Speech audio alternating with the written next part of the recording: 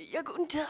Herzlich willkommen zu unserer Wohnungstour von unserer ersten Wohnung, kurz bevor wir ausziehen. Kommen Sie rein, kommen Sie rein.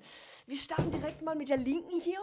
Das ist unser Badezimmer mit Bad, mit Waschmaschine, Klo etc.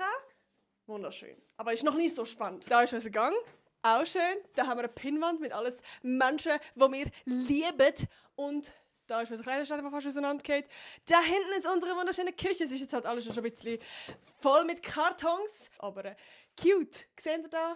Cute. Da hat es ein Gestell. Da hat es Magnet mit dem hässlichsten Magnet, wo Can und ich in der Ferien waren. Das ist auch geil. Und da gehen wir auch schon raus. Da ist unser Essbereich, wo wir etwa 3-mal gegessen haben mit unserer Family. Und sonst haben wir, glaube ich, nie da gegessen. Aber es ist auch schön. Und da hinten ist unser Schlafzimmer. Da habe ich meinen Podcast aufgenommen. Da ist mein Schminktisch. Und da haben wir ein wunderschönes Gestell. Da hinten kannst du noch Komodo zeigen. Und da, das ist das Geilste eigentlich. Das kann ich euch jetzt endlich sagen.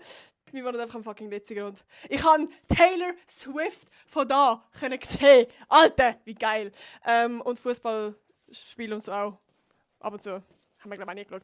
Wir gehen noch weiter, und zwar zu unserem nächsten Zimmer. Und das ist unser Wohnzimmer.